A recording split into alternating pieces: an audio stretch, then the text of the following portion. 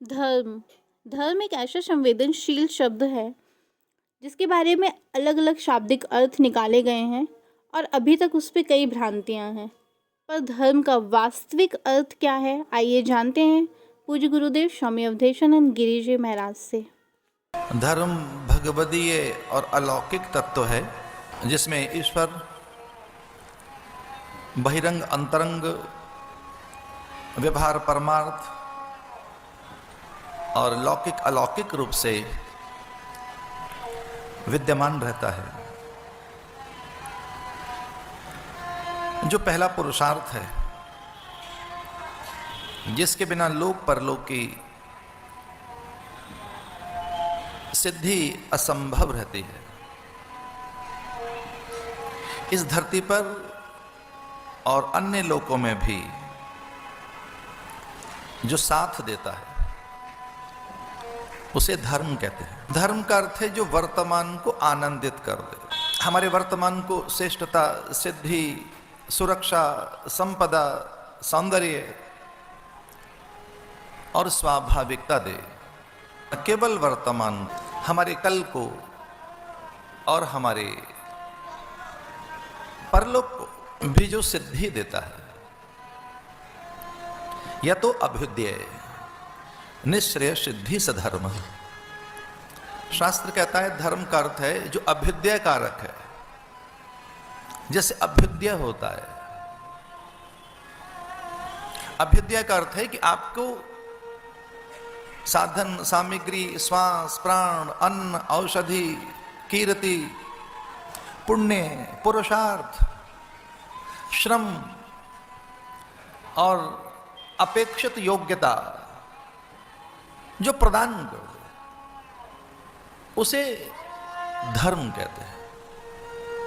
तो धर्म का एक पक्ष है अभ्युदय, जैसे आपको अनुकूलताएं और अपेक्षित साधन उपलब्ध हो जाते हैं। अभ्युदय का एक अर्थ यह भी है कि आपको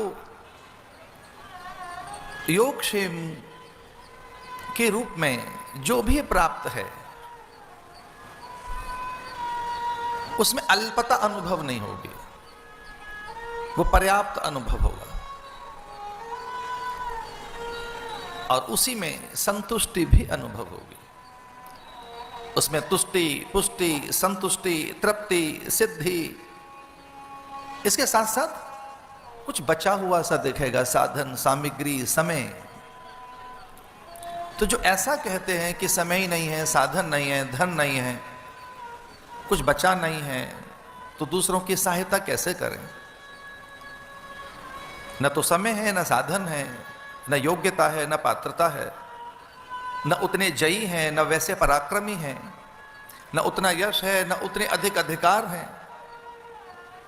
हम सत्ता के शीर्ष पर भी तो नहीं हैं, तो दूसरों के कैसे सहायक बने? पर धर्म का जो पहला पक्ष है अभ्युदय, इसका अर्थ यही है कि जब धर्म जीवन में आएगा तब अल्पता नहीं रहेगी। भोग में बचेगी वस्तु, सामग्री, साधन, समय, श्रम और जो कुछ भी आपके पास लौकिक और जागतिक रूप में, पदार्थ के रूप में। इसके लिए कहा गया कि इन त्यक्ति ने भुंजी था मां ग्रध कस्वित धनम। धर्म का अर्थ है फिर आप त्याग पूर्वक भोगने लगोगे, विचार पूर्वक, ज्ञान पूर्वक, संयम पूर्वक। साधन के प्रति भोग वांछाएं नहीं रहेंगी, उपयोग की भावना आ जाएगी, आदर की भावना आ जाएगी और त्याग पूर्वक भोगोगे, विचार पूर्वक, ज्ञान पूर्वक, संयम पूर्वक। फिर श्वास भी लोगे तो ध्यान से, विचार से, ज्ञान से, संयम से। फिर आपका आहार, निद्रा, व्यवहार, आपकी प्रतिक्रियाएं वे अत्यंत सजग होने के कारण स्वाभाविक हो जाएंगे। तो अभ्युदय का अर्थ है कि आपका जीवन लौकिक दृष्टि से स्वाभाविक हो जाए, प्राकृतिक हो जाए, नैसर्गिक हो जाए। आप अस्वाभाविक न रहें, असहज न रहें, असंयत न रहें, असंगत न रहें और एक और बात, असभ्य न रहें। क्योंकि धर्म आपको सभ्यता देता है, भद्रता देता है। फिर आप वही ग्रहण करोगे जो भद्र है। यद भद्रम तन्न आस्व, जो अच्छा है वही सुनोगे, वही देखोगे, उसी की चर्चा करोगे, उसी का चिंतन करोगे, वही वाणी में आएगा, वही व्यवहार में आएगा, वही सोच बन जाएगा। अच्छा अच्छा, जो अच्छा है। तो अभ्युदय का अर्थ है कि आप स्वाभाविक हो जाएंगे। तेन त्यक्ति ने भुंजी था मां गृध कस्विद धनम, क्योंकि सारे पदार्थ भगवान के हैं और भगवान ही है। ज्ञानी और भक्ति में, ज्ञान और भक्त में कोई बहुत अंतर नहीं है। भक्त कहता है सिया राम में सब जग जानी, सब कुछ ठाकुर का है, सभी भूमि गोपाल की। भक्त कहता है सब चीजें भगवान की हैं, हर वस्तु पदार्थ है, हर वस्तु भगवान की है। और ज्ञानी क्या कहता है कि सब वस्तु ही भगवान है। सर्वम खलु इदम ब्रह्म ईसावास इदम सर्वम यत् किंचित जगत्याम जगत। ये ज्ञानी कहता है। ज्ञानी कहता है कि ईसावास इदम सर्वम, ईश्वर ही है यहां वहां सब जगह, यत्र तत्र सर्वत्र। इदम सर्वम ईसावास इदम सर्वम यत् किंचित, जो कुछ भी है वो ईश्वर ही है, तो उसे त्यागपूर्वक भोगो। इसलिए हमारे यहां जल को नारायण कहा, अग्नि को नारायण कहा, वायु को नारायण कहा, आकाश को नारायण कहा, अन्न को नारायण कहा। हमने तो नर को भी नारायण कहा। जो नर को नारायण मानती हो वो संस्कृति, अभ्यागत अतिथि को देवता कहती हो संस्कृति। इसका अर्थ क्या है कि अतिथि भी तो नारायण है। ये अवसर देती है संस्कृति, भारत की संस्कृति, कि व्यक्ति नर से नारायण हो सके, क्योंकि वो नारायण ही है। और सन्यास के बाद गुरु अपने शिष्य को प्रणाम करते हुए कहता है ओम नमो नारायणाय, कि अब तो नारायण हो गया है। जल थल अग्नि वायु कर्म स्वभाव जो कुछ तेरे आसपास है, भिक्षा भोजन ध्यान भजन पूजन फल फूल, सब ये क्या हो गया है? नारायण। तो सन्यास के बाद गुरु अपने शिष्य को प्रणाम करते हुए कहता है भो नारायण, ओम नमो नारायणाय। सब नारायण है। जल नारायण है, अग्नि नारायण है, अन्न नारायण है, श्वास नारायण है, हर चीज ही तो भगवान है।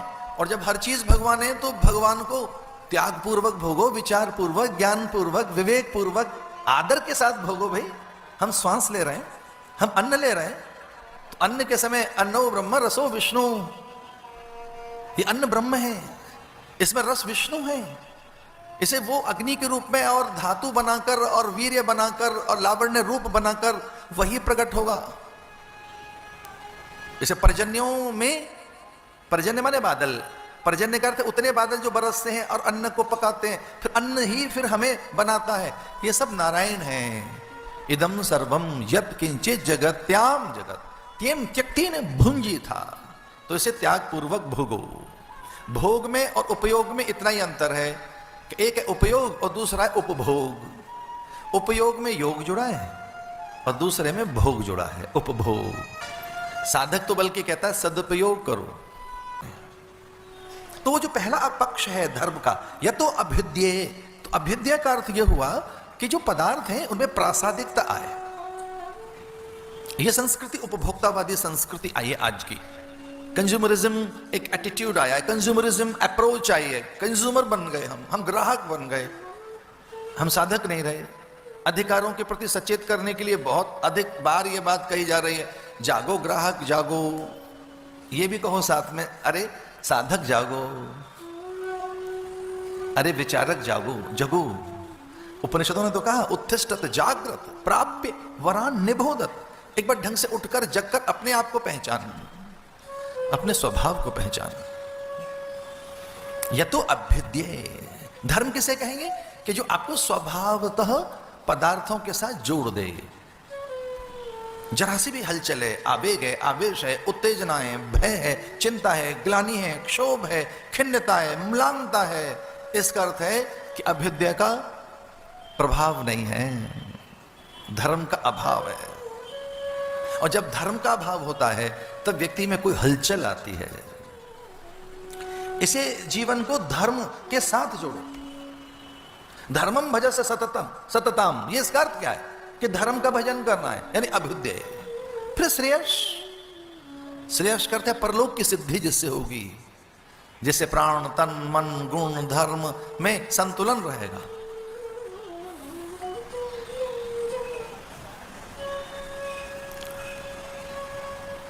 तीन भुंजी था। तो जब त्याग पूर्वक और विचार पूर्वक और ज्ञान पूर्वक आपको भोगना आ जाएगा जीवन, तब जीवन सहज हो जाएगा, स्वाभाविक हो जाएगा। और अध्यात्म का कोई दूसरा अर्थ और नहीं है। अध्यात्म स्वभाव उच्चते, अध्यात्म का अर्थ है जो आपको स्वाभाविक बनाए। तो बड़ा सुंदर सा एक मंत्र है, बी नेचुरल। भैया स्वाभाविक रहो, बहुत स्वाभाविक रहो। जल अपने स्वभाव में तभी वो पाचकता है, उसमें पोषण है, संवर्धन है, तृषानाश है, या कि वो स्वयं जीवन है। जब जल अपना स्वभाव खो दे, अग्नि अपना स्वभाव खो दे, तो हितकर नहीं है वो। तो धर्म का अर्थ है स्वाभाविक होना, यतो अभ्युदय, निश्रेयस सिद्धि सधर्म, और श्रेयस की प्राप्ति। उसमें चिंतन आपका बहुत पवित्र बन जाएगा, बहुत प्रासादिक, बहुत प्रासादिक भगवदीय चिंतन।